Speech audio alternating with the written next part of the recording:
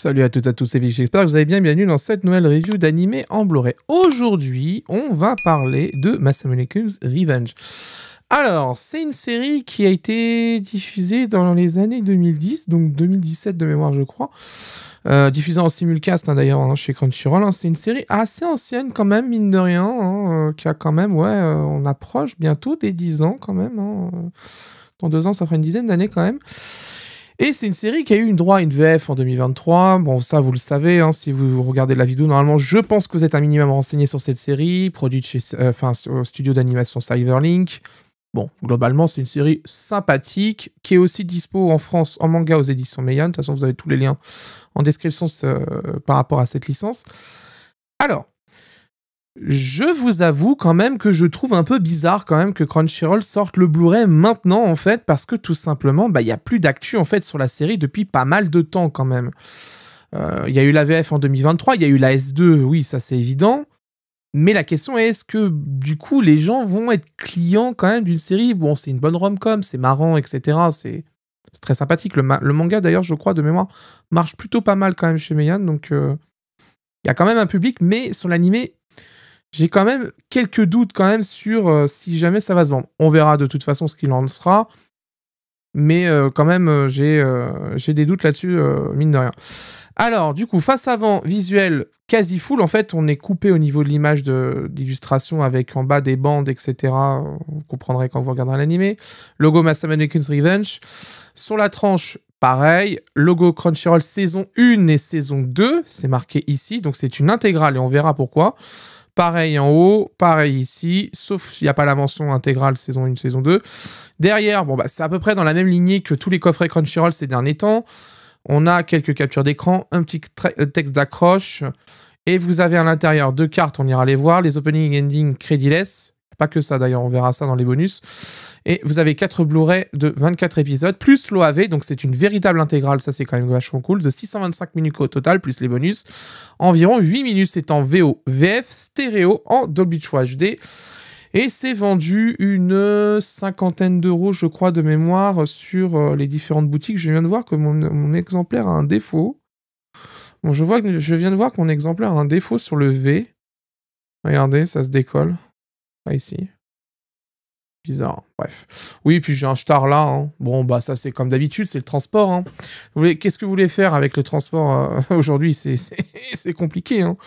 Bref, si vous achetez vos coffrets par correspondance, vous devez le savoir aussi bien que moi, que des fois c'est vraiment la galère. Après, ça dépend des livreurs UP, j'ai pas trop de problèmes. Chronopost, c'est une catastrophe. Enfin, franchement, Chronopost, c'est horrible. Mondial Relais, ça va. La Poste, c'est très variable, mais vraiment très très variable. Et les pires que j'ai, c'est colis privés. Voilà, parce qu'ils trouvent jamais la boîte à lettres, comme d'habitude. Bref, on a à l'intérieur, au niveau du coffret, donc avant de parler des digipacks, un coffret en case rigide. Là-dessus, il n'y a pas de problème. C'est plutôt costaud quand même, mine de rien. Pas de souci là-dessus. Vous avez, voici, voilà, le digipack. Voilà, qui est plutôt joli, avec de très belles illustrations là-dessus. Vous avez du coup les 2 cartes que voici, qui sont intégrés dans le coffret. Alors d'habitude, ils en mettent une, là ils en ont mis 2, c'est pas plus mal, mais après, à 50 balles, et j'en ai déjà parlé dans la review précédente, on est quand même un peu sceptique sur le positionnement tarifaire des coffrets, parce que je vous rappelle que Mushoku Tensei, pour le même nombre de disques, le même nombre d'épisodes, vous avez un livret et c'est moins cher. Donc, mais j'ai eu un nouveau contact chez Crunchyroll récemment, un nouvel interlocuteur. On m'a dit qu'il va y avoir beaucoup de changements. J'en dis pas plus, parce que tant que c'est pas arrivé, je ne dirai rien. Mais on m'a dit qu'il allait y avoir des changements qui vont se faire, de toute façon, sur le home vidéo. Écoutez, tant mieux, parce que moi, c'est vrai qu'il y a des choses qui restent sans réponse depuis pas mal de temps, et je vous avoue, quand même, c'est un peu frustrant, quand même. Vous avez les disques Blu-ray ici même, avec illustrations différentes sur chaque disque, ça c'est bien. Vous voyez, vous avez une illustration en fond derrière, là, ici. Vous voyez. Alors, il y a une bande blanche, là, ici, parce que l'illustration à gauche est blanche et qu'à droite, l'illustration complète, en fait, la mer, là, qui est juste derrière, je vais vous montrer après, peut pas être prolongée. Donc, c'est un choix technique, je comprends pourquoi. Là-dessus, je vais pas dire c'est de la merde. Mais bon, c'est vrai que, ouais. Je sais pas, moi perso, en général, certains éditeurs les vernissent ici, ils mettent un coup de vernis pour que ça fasse un peu plus cohérent au niveau impression. Donc voilà, donc ça c'est un des visuels de la saison 2 R.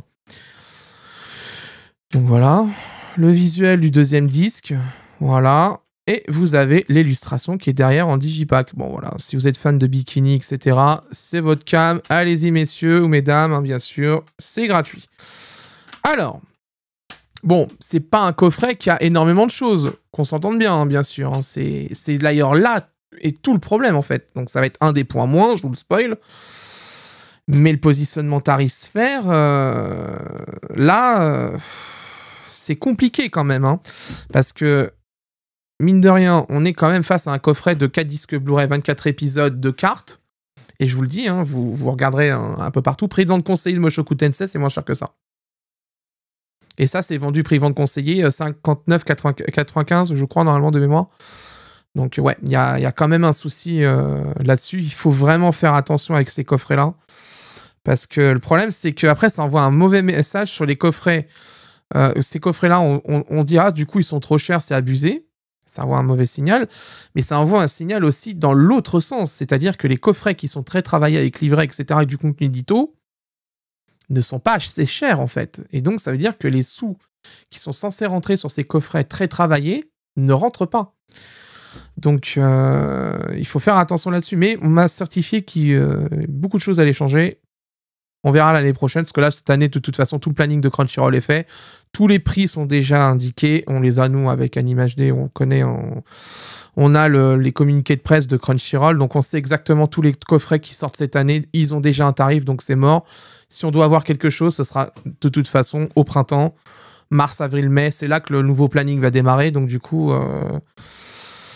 Et donc, du coup, on verra ce qui se passera à ce moment-là. Mais il y a des choses quand même qui doivent être changées. Et j'espère que la discussion que j'ai eue avec la personne, justement, fera qu'on va avoir vraiment des vrais retours. Parce que bon, c'est comme d'habitude. Si au-dessus de lui, il dit qu'il faut faire ça et qu'on ne l'autorise pas à le faire, bon, bah voilà, malheureusement, c'est toujours le même problème. C'est le problème de la verticalisation des entreprises. C'est un gros problème, d'ailleurs, ça. C'est le cancer des grosses entreprises, en fait. Je peux vous en parler parce que j'ai été dans des grosses boîtes et je peux vous dire que ça se passe toujours comme ça. Donc voilà, c'est pour ça d'ailleurs ça m'a cassé les couilles. J'ai préféré me mettre créer ma propre boîte directement. Alors, on va aller tester ça. Donc il y a 2 saisons à tester. J'ai ce qu'il faut pour pouvoir comparer au niveau qualité vidéo et présence du master Blu-ray ou pas. On m'a livré toutes les captures qu'il fallait exactes, au frame exact qu'il faut les faire. Sur le Blu-ray, par rapport au Blu-ray japonais, et je crois qu'il est sorti aux États-Unis de mémoire, je vais vérifier sur mon comparo, je dois avoir aussi les captures américaines. Donc on va pouvoir voir ce qui se passe au niveau de la qualité vidéo, audio, VF, traduction. Bon, je me fais pas d'illusions, je sais très bien que les italiques vont encore sauter là-dessus, ça c'est pas un problème, hein. Sur les sous-titres, ça fait un moment que ça dure. Là, si j'en crois les stats, normalement celui-là aussi ça va l'être. On va être à 7 Blu-ray sur 8 testés qui ont un problème d'italique, hein. Ça fait beaucoup quand même, hein. Bref, direction la seconde partie de la review, à tout de suite. Bon, j'ai pu voir un peu ce que valait ce Blu-ray de Masamune-kun Revenge. Voici mon avis. En ce qui concerne la définition, comme d'habitude, du 1080p en FPS à 23,76, compression H264 et un débit vidéo moyen qui a atteint les 33 mégabits par seconde. Adapté du manga de Hazuki Takeoka, est disponible en France aux éditions Meian, Masamune-kun Revenge débarque chez nous en Blu-ray chez Crunchyroll après l'avoir diffusé sur sa plateforme SVOD il y a pas mal de temps quand même. On peut pas dire que Masamune-kun est un anime qui bouge beaucoup. C'est une rom-com plutôt très colorée, assez nette d'ailleurs au niveau de l'image, hein, ce qui me permet de parler du premier micro-problème du master, ça c'est côté japonais, et c'est valable pour l'édition Crunchyroll, hein, et japonaise, hein, c'est exactement pareil, c'est que de temps en temps, bien qu'il y ait eu un traitement de fait, il reste quelques micro-traces d'aliasing. Alors, on n'est pas au stade de Macross 0 qu'on a vu il y a quelques mois, loin de là, mais je préfère le dire hein, quand même, hein, c'est mon boulot de vous le dire. Au niveau de la qualité d'image de notre Blu-ray, dans l'ensemble, c'est vraiment très propre. C'est avec 33 mégabits par seconde, un traitement contre le color banding plutôt efficace, un paramétrage de la compression vidéo plutôt efficient. Notre édition n'a pas à rougir de l'édition japonaise. La répartition du débit vidéo est parfaite, la rétention du dithering l'est aussi. Pour contenir le color banding, vraiment, il n'y a pas de problème, tout se passe plutôt très bien sur la totalité de la série. D'ailleurs, on voit l'efficacité vers la fin de l'épisode 6 de la saison 1, il y a une scène bien sombre, avec pas mal mal de dégradés de couleur gris-marron. Et en général, la compression vidéo, ça elle est mal configurée, que la rétention du dithering est foirée. Ça se voit sur ce genre de scène qui a un souci. Dans l'ensemble, c'est plutôt une qualité vidéo plutôt très satisfaisante. Vraiment, là-dessus, j'ai pas grand-chose à dire. C'est vraiment très très propre. La comparaison avec le master japonais Blu-ray, il y a que quelques micro-retouches, mais vraiment c'est insignifiant pour vraiment dire c'est vraiment top le master Blu-ray japonais. Bon, concrètement, je pense que l'anime était déjà plutôt bien abouti pendant sa diffusion, donc il n'y a pas eu énormément de retouches que ça. Là-dessus, j'en ai pas trouvé des masses à part quelques micro-détails. C'est vraiment insignifiant là-dessus, mais on en reparlera. Il y a un autre détail qui fait que je sais que c'est le Blu-ray japonais. Dans l'ensemble, je peux vous recommander le Blu-ray au niveau qualité vidéo, c'est très propre. Au niveau du son, VO, VF, Dolby True HD, stéréo, 24 bits, 48 kHz. L'audio VO présente un défaut sur l'épisode 1 de la première saison où il y a un déséquilibre du son stéréo qui est trop dominant à gauche. Alors, mettez un casque ou des écouteurs, je vais vous faire écouter le problème.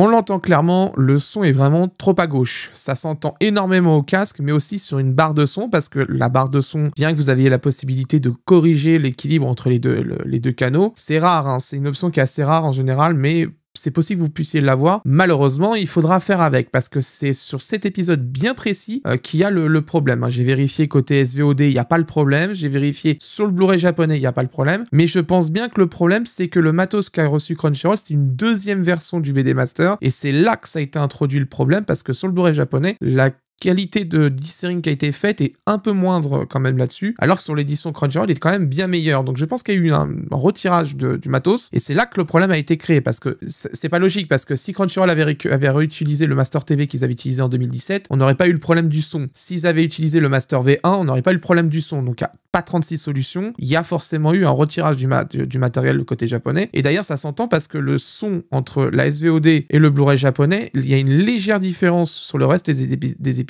Au niveau de la hauteur de son, c'est pas la même chose. Donc je pense qu'il y a eu une V2 de fait, et c'est cette V2 qui pose problème. La VF est produite chez Crunchyroll France Productions, avec une direction artistique de Stéphane Marais, avec une adaptation signée Sébastien Montagne pour la première saison, sauf pour l'OAV qui est confié à Laurie Verbeek, et pour la saison 2, alors là c'est la foire aux adaptateurs. Accrochez-vous bien car il y en a 7 au total sur cette saison 2. Il y a Emmanuel Pettini sur le premier épisode, Sarah Leclerc qui a fait 2 épisodes, Franck Barcelo qui a fait 3 épisodes, Lola Swidi, Caroline Gère qui en a fait 3 d'ailleurs aussi, Laurie Verbeek, et pour finir Sarah Correa qui en a fait 1, c'est le dernier épisode justement de la saison 2. Cela fait beaucoup, n'empêche, d'avoir autant d'adaptateurs, ça augmente le risque de se planter au niveau des choix qui ont été faits sur la première saison. D'ailleurs, ils n'ont pas reconfié la saison 2 au niveau de l'adaptateur par rapport à la première saison. Ils ont changé tout, quasiment, sauf la direction artistique, mais le truc, c'est que je trouve quand même que c'est dommage de ne pas reconduire le même adaptateur, ça permet de garder la cohérence qui a été faite sur la saison 1. Là, il y a vraiment beaucoup trop de monde à mes yeux, hein. Sans déconner, ça sent que quand même, on sent qu'il fallait vraiment faire le projet vite et que ça sorte vite. Et le problème, c'est que mettre trop de monde, ça augmente le risque d'avoir des erreurs à droite et à gauche. Alors, coup de bol sur cette VF, j'en ai pas entendu, mais on connaît des cas de VF où il y a trop d'adaptateurs, GTO notamment, où il y avait des problèmes souvent, c'était des problèmes de DA et d'adaptateurs, où il y avait souvent le problème de les vouvoiements, les tutoiements, la façon de parler de certains personnages, etc., etc. Donc faut faire vraiment très attention là-dessus. Moi, je suis plutôt pour un adaptateur, un DA qui reste tout le long de la série, quoi qu'il arrive, même si la saison 2 sort plusieurs années plus tard, il faut rappeler la personne qui a fait l'adapt à l'époque, et si c'est pas possible, il faut absolument au moins garder une personne, voire 7 adaptateurs quand même là-dessus, c'est quand même énorme pour une saison de 12 épisodes hein, quand même, je tiens à vous le dire. Hein. Bon, c'est pas une VF dans la lignée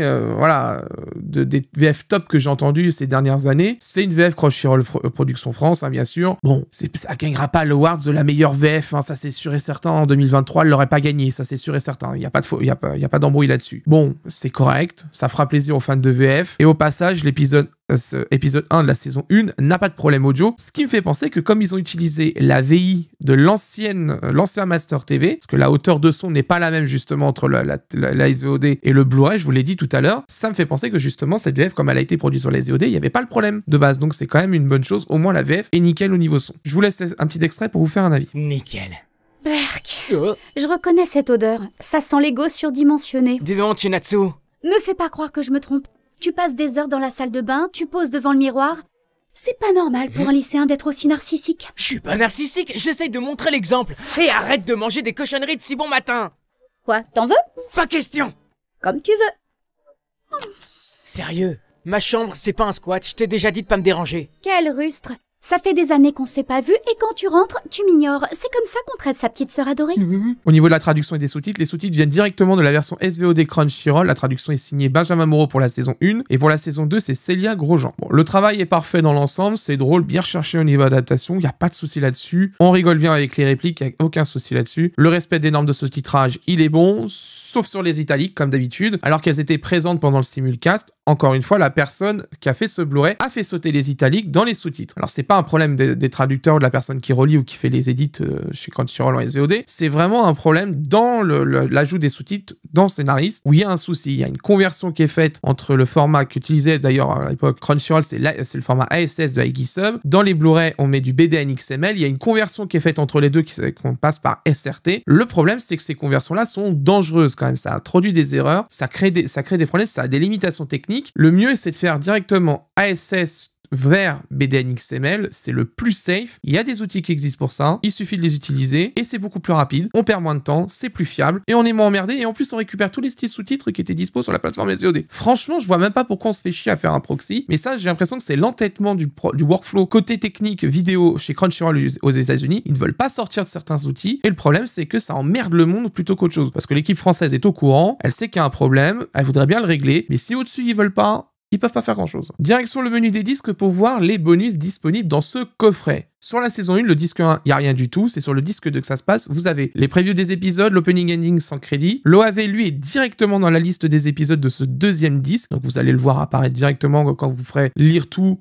Vous aurez tous les épisodes qui vont passer et du coup l'OAV passera en dernier. Pour la saison 2, le disque 1 toujours rien, c'est dans le disque 2 que ça se passe toujours. Au niveau des bonus, vous avez la preview des épisodes, opening ending sans crédit. Pas d'OAV pour la saison 2, ça se conclut en 12 épisodes. C'est complet, je pense que globalement tout ce qui était dispo sur l'édition japonaise est dispo sur notre édition française, donc ça fera plaisir aux fans de la série. On passe aux points positifs et négatifs. Alors les positifs, excellente qualité vidéo, là-dessus j'ai pas grand chose à dire, le travail est fait correctement, c'est propre, bonne rétention du dithering, pas de color banding, bonne compression vidéo, RAS là-dessus, c'est vraiment propre, le boulot est bien fait. On est loin, très loin de ce qui s'est passé cet été avec Chorus Recoil, qui était une abomination complète. D'ailleurs, au passage, l'équipe française est au courant. L'autre point, très bonne traduction. Bon, là-dessus, j'ai pas grand-chose à dire. Les équipes de Crunchyroll sont quand même plutôt compétentes quand même. Là-dessus, il y a pas grand-chose à dire. Bien qu'il y ait eu un changement de traducteur entre la saison 1 et la saison 2, globalement, le taf qui avait été fait à l'époque est quand même bien reconduit sur la saison 2. On ne voit pas trop la transition. L'adapt est plutôt très bonne. Rien à dire là-dessus. C'est très propre. Bonne finition. Le coffret a plutôt de bonne finition. Il est plutôt joli. Là-dessus, bon design, bonne finition. Case rigide. Le digipack, comme d'habitude, est un peu léger. Hein. C'est vrai que le carton ne se réépaissit pas ces dernières années. Hein. C'est quand même le gros problème. Il y a eu de la spéculation, donc du coup, c'est le problème. C'est que si tu commences à réaugmenter le grammage du carton, si jamais il y a une nouvelle crise du carton qui revient et que le prix reflambe à nouveau, ouais, là, tu te retrouves à redescendre encore une fois, à retoucher toutes tes cases, etc. Parce que du coup, vu que tu as des gabarits, etc. pour la case en carton qui tient le digipack, si tu augmentes le grammage, ça va pas être la même épaisseur. Donc il faut revoir ça aussi. Donc c'est des choix qui sont faits. Je pense qu'ils veulent plus changer parce qu'ils en ont ras le cul de changer tout ça. Mais je vous l'avais montré sur d'autres reviews, les digipacks sont quand même moins bons aujourd'hui qu'à une époque, hein, faut être honnête. Et l'autre point, une VF correcte, sans plus. Ça fera au moins plaisir aux fans de VF. Au moins, là-dessus, il n'y a pas de problème. Les points négatifs. Alors, problème de son sur l'épisode 1 de la saison 1. Ça, c'est quand même un gros loupé au niveau contrôle qualité parce que je pense très sincèrement qu'on aurait pu avoir ça dès le début pendant qu'ils checkaient les disques. Ils auraient dû entendre qu'il y a un problème de son. Donc, le souci qu'il y a, c'est que ça a passé le contrôle qualité. Est-ce qu'on peut avoir un remplacement de disque pour la saison, le disque 1 de la saison 1? J'y crois pas des masses. Ce qui aurait été bon, c'est que si ça avait été détecté au moment du contrôle qualité, ça aurait été de récupérer le son de la version SVOD, la remettre au niveau de la version Blu-ray, c'est-à-dire refaire rehausser le niveau, etc.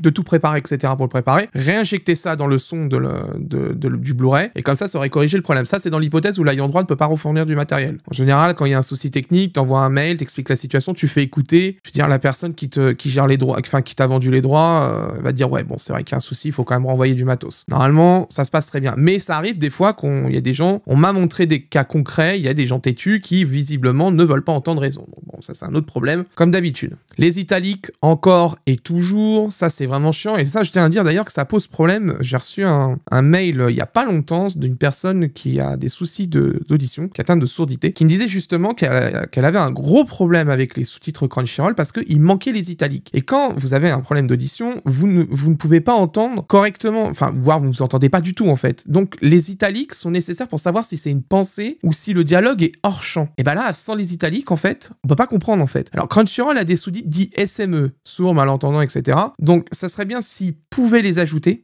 parce que ça coûte pas grand-chose, ils sont déjà faits sur la plateforme en général, sur certaines séries, ça serait bien de les ajouter sur les Blu-ray. Ça mange pas de pain, et ça permettrait justement de contourner le problème en attendant de régler le problème des italiques au niveau de la gestion du format de fichier. Donc j'en ai discuté avec mon nouveau contact chez Crunchyroll, j'ai soumis l'idée, maintenant les cartes sont dans leurs mains, donc à eux de voir ce qu'ils peuvent faire. Et surtout si la hiérarchie valide, comme toujours. Et l'autre dernier point, je vous en ai parlé pendant l'unboxing, c'est le positionnement tarifaire, car le prix de vente conseillé de ce coffret est de 59,95 €, alors qu'il comporte 4 disques Blu-ray et 2 cartes, mais il est de facto plus cher que Mushoku Tensei sorti cet été, qui lui avait 4 disques Blu-ray et un livret. Donc le positionnement tarifaire de Crunchyroll entre les coffrets est, je pense, à revoir, car les coffrets avec plus de contenu sont moins chers que ceux qui sont moins garnis, il y a quand même un problème là-dessus, ça paraît pas logique. J'espère que ça changera par la suite. Il y a eu du changement dans la partie home vidéo, je vous l'ai dit, j'ai un nouvel interlocuteur en ce moment qui visiblement a vraiment envie de faire quelque chose, donc j'espère que ça changera. J'en ai parlé de tout ça, j'ai parlé de beaucoup de choses. Je peux vous dire que les mails que j'ai envoyés, ils étaient très très longs quand même. J'espère que ça changera, on verra par la suite. De toute façon, là, tous les coffrets qui sortent fin d'année et jusqu'à mars à peu près, ils sont déjà niveau fixé, niveau tarif, donc c'est mort. On verra vers avril-mai s'il y a du changement, donc rendez-vous l'année prochaine pour savoir s'il y a des modifications qui ont été faites chez Crunchyroll, mais je pense qu'on est quand même sur la bonne voie, parce que j'étais quand même entendu là-dessus,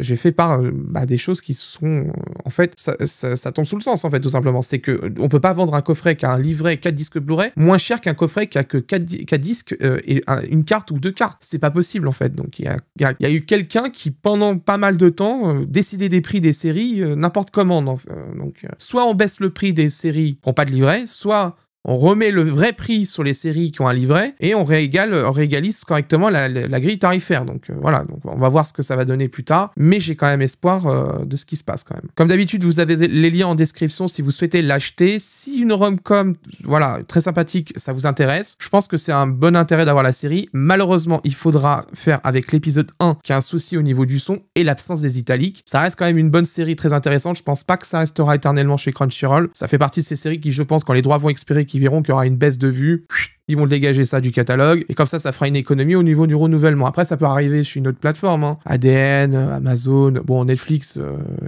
Amazon, ça me ferait chier quand même, parce que bon, il y a de fortes chances qu'ils retraduisent avec des sous-titres complètement bidons, donc bon, on verra. Voilà, c'est la fin de cette review, j'espère qu'elle vous a plu. Alors prochainement, en review, je sais pas. Donc je sais pas du tout, parce que comme il y a plein de reports en ce moment, comme je vous l'ai déjà dit, il y a plein de reports, je travaille en ce moment sur les rebuilds of Evangelion, donc Evangelion 1.11, 2.22, 3.33, avec les éditions d'Ibex d'époque, parce que comme je vous l'ai expliqué sur la vidéo précédente, d'Ibex apparemment n'est pas décidé à rééditer ces 3 premiers films avec les nouvelles versions qui sont sorties. Donc, je vais me baser sur celles qui sont déjà dispo. Et il y a beaucoup à dire quand même dessus, même si les coffrets en 10 ans, je suis désolé, il y a quand même des choses à dire, parce que notamment d'ailleurs le 1.11, qui, les premiers tirages ont des Blu-ray défectueux. Ils sont illisibles aujourd'hui pour une grande majorité, j'en ai plein sur mon Discord qui me l'ont dit. Je l'ai constaté aussi moi de mon côté, j'ai eu des gros soucis avec, donc on en reparlera dans la review d'1.11. Et surtout, il y a quand même le dernier film qui va arriver, donc il va falloir voir l'évolution qu'il y a eu chez Daibex entre la période 3.33 et de 3.0 plus 1.0. On verra ce que ça donne, il y a beaucoup de choses à dire, aussi bien au niveau traduction, VF, qualité vidéo, il y a plein de choses à dire dessus. Pour vous dire, c'est que sur le banc de montage, au niveau des captures d'écran, j'ai japonais, italien, américain, français. Voilà, c'est pour vous dire, j'ai 4 éditions sur le banc, 4 éditions qui sont majeures au niveau dans le monde, parce que l'américaine est la première qui était sortie en Occident, et en Europe, on avait donc la française, l'espagnole, l'italienne, qui est très importante, l'italienne, vous comprendrez pourquoi je vous le dis, et on verra ce que ça donne. Mais voilà, il y a des choses qui quand même, sur les éditions françaises,